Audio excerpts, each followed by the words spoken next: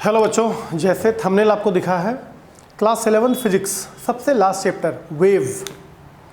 Class 11 के physics का सबसे लास्ट चैप्टर हमारा वेव है। इसके पहले ऑसिलेशन का पूरा वीडियो मैंने 2 पार्ट में दिया है, ऑसिलेशन 1 और ऑसिलेशन 2। इसमें आज जाके आप ऑसिलेशन का रिवीजन कर सकते हैं, उसका नोट्स बना सकते हैं। आज से करीबन 2-3 वीडियो में मैं आपको 2 से 3 वीडियो में मैं आपको दे देता हूँ वेव। सबसे पहले वेव होता क्या है, मैं बात कर रहा हूँ, आप सुन रहे हैं, ये एक टाइप का वेव है। अगर आप मेरा फेस देख पा रहे हैं तो लाइट यहाँ से रिफ्लेक्ट होकर जा रही है, ये भी एक टाइप का वेव है। 2 फ़ोन के बीच में कुछ ट्रांसमिशन होता है तो ये भी एक वेव है। वेव एवरीवेयर वेव, हम बोल रहे हैं, आप सुन रहे हैं, लाइट आ रही है जा रही है, साउंड का जो भी बात होती है, कहीं दूर में बंदूक चला आवाज़ सुनाई पड़ा, पटाखा चला आवाज़ सुनाई पड़ा, तो एक सब वेव है। साउंड वेव होता है, लाइट वेव होता है। सबसे पहले वेव होता क्या है, तरंग। तो वेव कहते किसको है, एक शांत तालाब है, उसमें एक पत्थर अगर हम बीच में फेंक दें तो वहाँ जहाँ पत्थर गिरा वहाँ का पानी डिस्टर्ब हुआ, इससे गोल गोल रिपल्स निकला, और रिपल्स धीरे धीरे करके किनारे तक कैरी कर जाती है, वो एक वेव है। वेव एक प्रकार का डिस्टर्बेंस होता है। Wave is the form of disturbance, wave is the form of disturbance which travel through material medium. Wave is the form of disturbance which travel through material medium due to repeated periodic motion, due to repeated periodic motion of the particles about their mean position and disturbance handed over from one particles to other particles of the medium। यहाँ पर हम देखें तो wave एक प्रकार का disturbance होता है जो कि मीडियम से होकर ट्रेवल होता है, और जो ट्रेवल होने के पीछे रीज़न है वो पार्टिकल्स का, मीडियम के पार्टिकल्स का रिपीटेड पीरियोडिक मोशन करना, ऑसिलेटरी मोशन शो करना है about their mean position, and disturb होकर एक पार्टिकल्स दूसरे को डिस्टर्बेंस हैंड ओवर करता है, दूसरा तीसरे को डिस्टर्बेंस हैंड ओवर करता है। इस टाइप से डिस्टर्बेंस एक किनारे से दूसरे किनारे तक चली जाती है और हमको लगता है कि वेव चली गई। इसका स्टेटमेंट को हम लोग देखते हैं। Wave is the form of disturbance which travel through material medium due to repeated periodic motion of the particles about their mean position and disturbance handed over from one particles to other particles of the medium. This is called wave. अब wave के properties क्या होते हैं? Wave is the form of disturbance. Definition से मैंने 2-3 point को चुराया है। Wave is the form of disturbance which travel through material medium.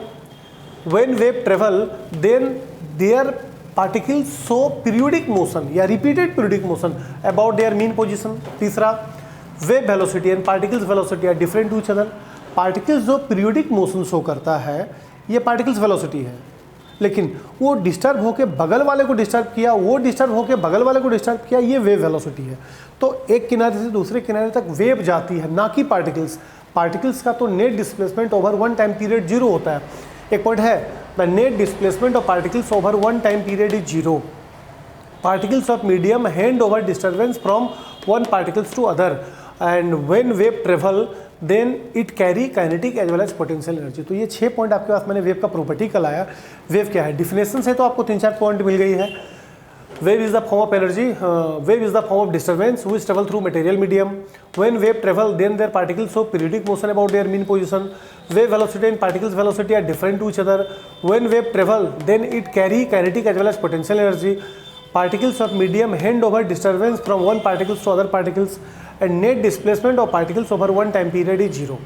ये तो हो गया वेव क्या है, वेव के प्रॉपर्टीज क्या है। अब वेव कितने प्रकार के होते हैं? वेव 2 प्रकार के होते हैं, एक मैकेनिकल, एक इलेक्ट्रोमैग्नेटिक। मैकेनिकल को ही कहते हैं इलास्टिक। क्या है मैकेनिकल वेव? जिस वेव को चलने के लिए मीडियम की रिक्वायरमेंट होती है। It required material medium for their propagation. जिसको चलने के लिए, जिस वेव को चलने के लिए मीडियम का रिक्वायरमेंट होता है are called mechanical wave. It require material medium for its propagation. Wave के चलने को प्रोपोगेशन कहते हैं। जैसे sound wave, water wave, wave through solid और लिक्विड। अब मैं बोल रहा हूँ, आप सुन रहे हैं, इसका मतलब एक मीडियम है, मीडियम से ही साउंड वेव ट्रेवल करती है। तो जिस वेव को चलने के लिए मीडियम चाहिए वो मैकेनिकल वेव, जबकि जिस वेव को चलने के लिए मीडियम नहीं चाहिए, विदाउट मीडियम वो ट्रेवल करता है, are called electromagnetic wave. Do not required any medium for their propagation, it is electromagnetic wave. जैसे सन से जो लाइट हम तक आती है, बीच में करोड़ों किलोमीटर में कोई मीडियम नहीं है, बट फिर भी वेव हमारा ट्रेवल कर रहा है, लाइट ट्रेवल कर रही है। तो light wave, X ray, gamma ray, UV ray, cosmic ray, ETC are electromagnetic wave. इसको चलने के लिए मीडियम का आवश्यकता नहीं होता है। अब वेव प्रोपोगेट तो करता है, चलता तो है, ये मोशन में तो आती है। तो वेव को मोशन के आधार पर दो भागों में बांटी गई है। एक है मेरा ट्रांसवर्स वेव और दूसरा है लॉन्गिट्यूडिनल। तो ट्रांसवर्स वेव क्या होता है? एक ऐसा वेव, मतलब कि transverse wave is the type of wave motion. In this type of wave motion the particles of medium vibrate about their mean position at right angle to the direction of propagation of wave. यानी mean position के right angle move करेगा। जैसे ये हमारा mean position हो गया, तो जो पार्टिकल्स का वाइब्रेशन होगा ऊपर नीचे, तो ये राइट एंगल पे मूव करती है। जैसे ऊपर वाले को क्रस्ट ट्रफ के फॉर्म में चलती है। अब दो क्रस्ट के बीच का दूरी लेमडा, दो ट्रफ के बीच का दूरी लेमडा। तो एक बार इसका स्टेटमेंट फिर से, इन this type of wave motion the particles of medium vibrate about their mean position at right angle to the direction of propagation of wave. This wave is called transverse wave. Example में light wave, water wave, wave through stretched string, तना हुआ तार में, जैसे एक तार का दोनों सिरा दो लड़के को पकड़ ले और उसको अगर हिलाए तो जो वेव पैदा करता है वो ट्रांसवर्स वेव है। जबकि लॉन्गिट्यूडनल वेव क्या होती है? ये तो था ट्रांसवर्स। अब लॉन्गिट्यूडनल वेव क्या है? वेव प्रोपोगेशन के आधार पर दो टाइप की, एक ट्रांसवर्स और एक लॉन्गिट्यूडनल। लॉन्गिट्यूडनल वेव में है in this type of wave motion, इस टाइप के वेव मोशन में the particles of medium vibrate to and fro या बैक एंड फोर्थ, या तो आगे एंड पीछे, about their mean position along the direction of propagation of wave. In this type of wave motion the particles of medium vibrate to and fro about their mean position along the direction of propagation of wave. This wave is called longitudinal. और ये जब wave travel करता है तो crust, मतलब compression rare fraction में चलती है। ये कहीं पूरी सटी रहेगी, थोड़ी फैली रहेगी। तो जहाँ पर सटा है मीन्स वहाँ पे कंप्रेस है, जहाँ पे फैला है वहाँ पे रेयर फ्रैक्शन है। तो कंप्रेशन रेयर फ्रैक्शन। अब दो कंप्रेशन के बीच का दूरी लेमडा, दो रेयर फ्रैक्शन के बीच का दूरी लेमडा। इस वेव का कुछ example, best example sound wave.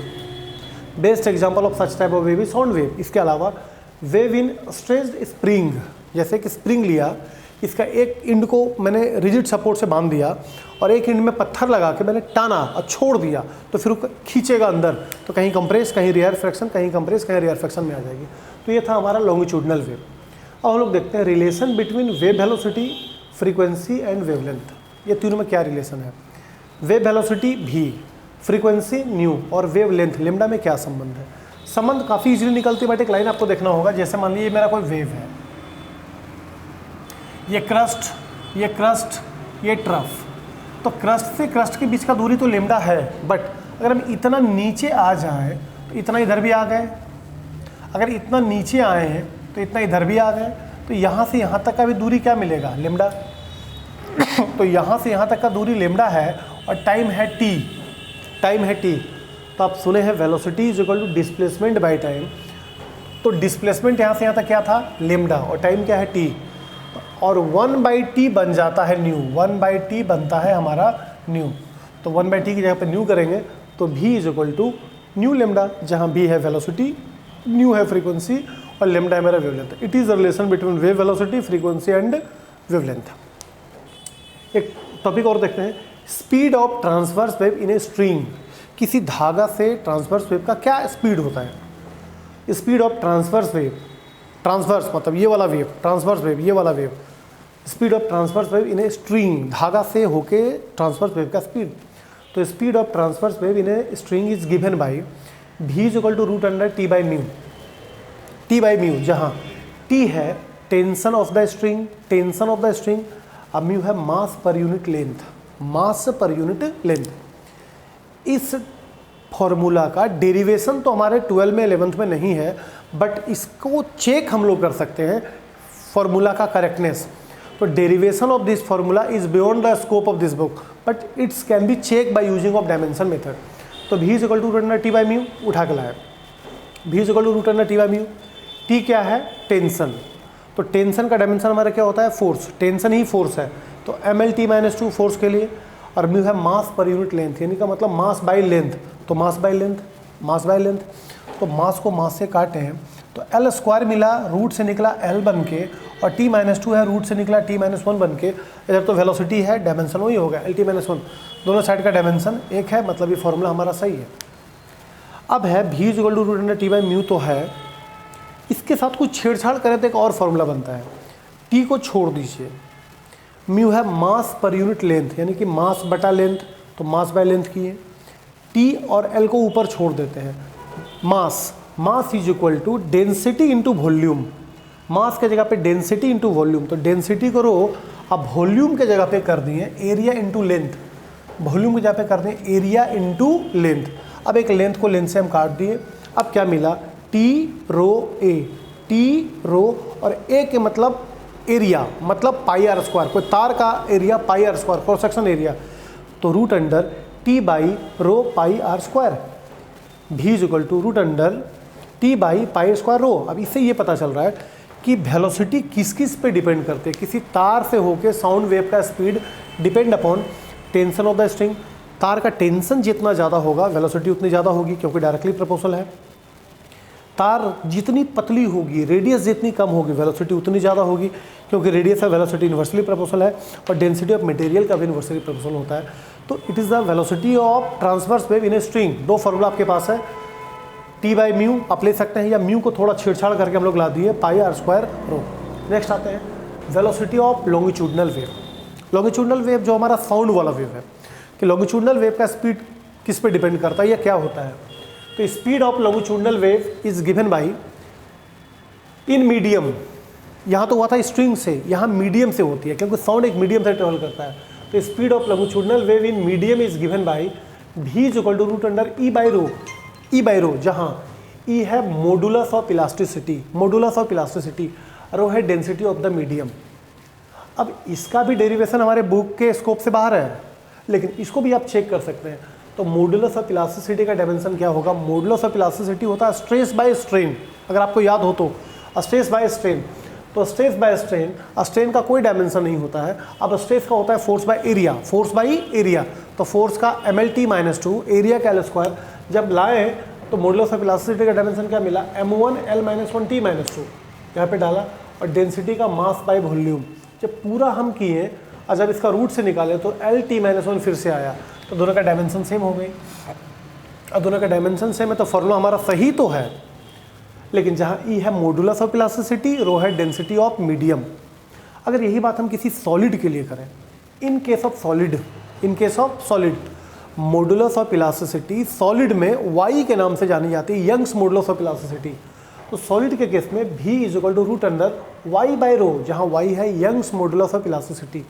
अब किसी फ्लूइड का बात करेंगे तो k बाई रो, जहाँ k है बल्क मॉडुलस ऑफ इलास्टिसिटी। तो v is equal to y by rho, v is equal to k by rho under root. लेकिन एक बात आपको जाना होगा कि y का वैल्यू k से हमेशा बड़ा होता है, y का वैल्यू k से हमेशा बड़ा होता है, इसीलिए साउंड की वेलोसिटी सॉलिड से होके ज़्यादा होती है as the compared of liquid. इसका रीजन है कि the value of Young's modulus of elasticity is greater than the value of bulk modulus of elasticity. Speed of sound is larger in solid than fluid. एक line तो आप याद रखिए, iron से होके साउंड का स्पीड फ्लूइड की तुलना में, हवा की तुलना में 15 गुना ज़्यादा है। इन iron sound travel 15 times faster than air. Sound से होकर, मतलब आयरन से होकर हवा का जो साउंड का जो वेलोसिटी है वो हवा की तुलना में 15 गुना ज़्यादा है। अब थोड़ा और आगे बढ़ते हैं। Newton formula for velocity of sound in air. Newton sir ने v is equal to root under k by rho पकड़ा, ये जो हम ऊपर आपको दिए, क्योंकि साउंड का वेलोसिटी फ्लूइड से जाकर बात करना है, तो v is equal to root under k by rho पे बात किया, और इस प्रोसेस को उन्होंने पकड़ लिया आइसोथर्मल। वो देखें कि जब साउंड ट्रेवल करती है तो कंप्रेक्शन रेयर फ्रैक्शन में चलती है, तो जितना हीट एब्जॉर्ब हुआ उतना रिलीज हो गया, हीट एब्जॉर्ब हुआ हीट रिलीज हुआ। इस केस में उन्होंने टेम्परेचर को कांस्टेंट पकड़ लिया, और टेम्परेचर को कांस्टेंट पकड़ के उसको बॉयल स्लो लगाया, और k इज इक्वल टू लाया P, और P is equal to use कर दिए रो GH, जहाँ रो है डेंसिटी, G है ग्रेविटेशनल एक्सेलरेशन, और H हो गया कॉलम का हाइट जो 76 सेंटीमीटर होती है। जब सबका वैल्यू को डाला तो उनका स्पीड आया साउंड का 280 मीटर पर सेकंड। वो आइसोथर्मल समझे थे। लेकिन जब प्रैक्टिकल वैल्यू देखा गया, velocity of sound in air है वो लगभग 330-31 के अप्रॉक्स, न्यूटन का था 280। कुछ व्यक्ति बात किए उनसे कि वेलोसिटी ऑफ साउंड में सर डिफर है, प्रैक्टिकली आ रही है 330 लेकिन आपका डाटा से आ रहा है 280, तो न्यूटन इस पर कोई विचार नहीं दे पाए। बाद में कुछ वर्षों के बाद लेप्लेस नाम का एक साइंटिस्ट ने न्यूटन के पूरे घटने को रीस्टडी किया और वो पकड़ा कि न्यूटन सर के मुताबिक हीट एब्जॉर्ब हीट रिलीज, तो ये टेम्परेचर कांस्टेंट नहीं हीट कांस्टेंट है। और हीट कांस्टेंट के लिए उन्होंने पकड़ा एडियाबेटिक प्रोसेस। न्यूटन पकड़े थे आइसोथर्मल प्रोसेस और ये पकड़ा एडियाबेटिक प्रोसेस। और एडियाबेटिक प्रोसेस का इक्वेशन लगाया P V gamma is equal to constant, P V gamma is equal to constant. Newton लगाए थे बॉयल्स लॉ, ये लगा दिया P V gamma is equal to constant, यानी कि यही जहाँ पर पी यूज किए थे न्यूटन वो यूज किया पी गामा लेप्लेस। पी और के का तो वही वैल्यू रखा जो ये रखा था, लेकिन गामा का वैल्यू 1.41 एयर के लिए जब पुट किया गया तो ये वैल्यू हमारा चला गया 332.5 मीटर पर सेकंड, जो कि काफ़ी करीब है। Velocity of sound in air है लगभग 331-32, इन्होंने भी 332 लाया। तो यहाँ पर लेप्लेस ने सही किया किसको? न्यूटन को। न्यूटन सर भी गलत हुए हैं velocity of sound in air में, और न्यूटन को गलती करने वाला है लेप्लेस, और सिर्फ कंसेप्ट अलग हो रहा था। न्यूटन ने प्रोसेस को समझा आइसोथर्मल, लेप्लेस ने प्रोसेस को समझा एडियाबेटिक। न्यूटन ने यूज कर दिया P/ρ√, और इन्होंने यूज किया P गामा बाई के अंडर रूट। ये सिर्फ गामा का एक्स्ट्रा वैल्यू डाला, और गामा का वैल्यू एयर के लिए होता है 1.41, और वैल्यू हमारे 332 आ गई। अब नेक्स्ट वीडियो में हम बात करते हैं velocity of sound depend upon which factor. देखिए साउंड की वेलोसिटी अलग अलग फैक्टर पे डिपेंड करती है। मीडियम पे तो करता ही है, ह्यूमिडिटी पे भी करता है, टेम्परेचर पे भी करता है, डेंसिटी पे भी करता है। तो वेलोसिटी ऑफ साउंड जैसे रात में साउंड की वेलोसिटी अलग होती है, दिन में अलग होती है, ड्राई डे में अलग होती है, समर डे में अलग होती है। तो velocity of sound depend upon medium as well as temperature, humidity, moisture. तो velocity of sound depend upon following factors. तो इससे रिलेटेड और वेव का पार्ट नंबर 2 वीडियो आएगा, जिसमें आपका डोपलर इफेक्ट आएगी, डिस्प्लेसमेंट वेव आएगी। तो मिलते हैं नेक्स्ट वीडियो में। अभी तो आज का इंट्रोडक्शन वीडियो था, वेव क्या है, वेव की प्रॉपर्टीज़ क्या है, वेव कितने टाइप की होती है, वेव मोशन कितने टाइप की होती है, velocity of transverse wave, velocity of longitudinal wave. फिर मिलते हैं नेक्स्ट वीडियो में। Thank you.